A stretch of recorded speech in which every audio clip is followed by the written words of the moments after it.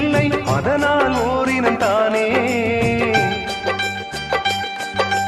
நதி என்றால் நுரையுண்டு, வாழ்வென்றால் குறையுண்டு.